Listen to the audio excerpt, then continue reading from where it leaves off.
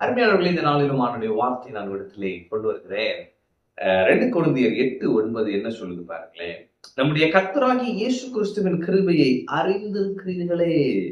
அவர் ஐஸ்வர்யம் உள்ளவராயிருந்தும் நீங்கள் அவருடைய தரித்திரத்தினாலே ஐஸ்வர்யவான்களாகும்படிக்கு உங்கள் நிமித்தம் தரித்திரரானாரே.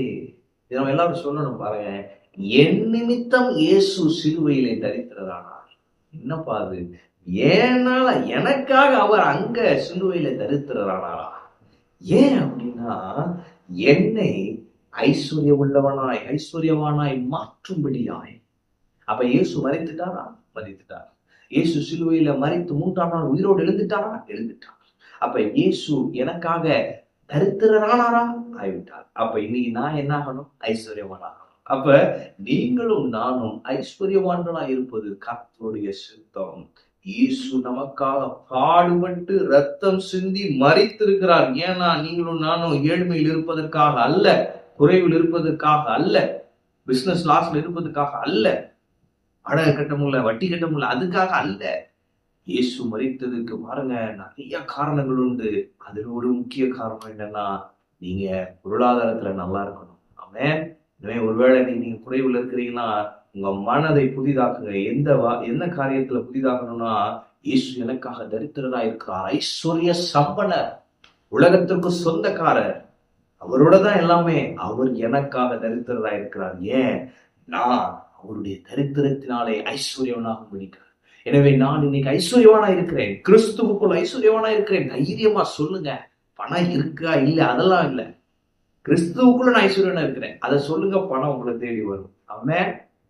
கிறிஸ்துவுக்குள் நீங்கள் யார் என்பதை புரிந்து கொண்டால் எல்லாம் ஆட்டோமேட்டிக்கா மாறிடும். கிறிஸ்துவுக்குள் நான் பரிசுத்தவான் என்று புரிந்து கொண்டால் பாவம் என்னை நெருங்காது, நான் பாவத்தை மேற்கொள்வேன். கிறிஸ்துவுக்குள் நான் ஆரோக்கியமா இருக்கிறேன் என்று புரிந்து கொண்டால் பலவீனங்கள் என்னை விட்டு அகன்று போகும், நான் ஆரோக்கியமாக இருப்பேன்.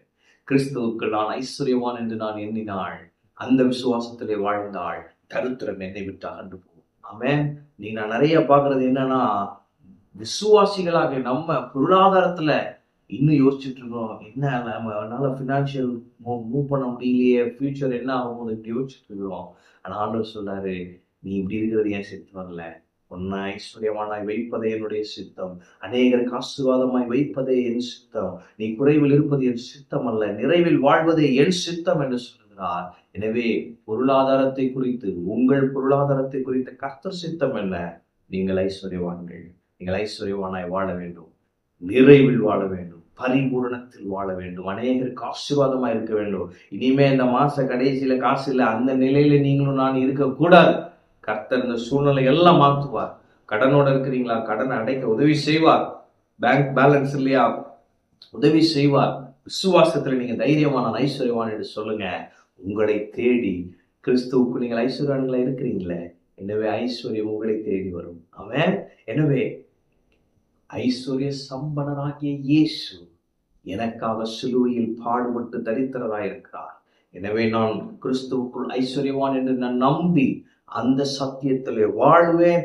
அந்த கிருபையை பெற்று ஐஸ்வர்யவானாய் இருந்து தெய்வ ராஜ்யத்திற்காக பல காரியங்களை செய்து தெய்வ நாமத்தை மகிமைப்படுத்துவேன். இதுவே உங்கள் விசுவாசமாய் இருக்கட்டும்.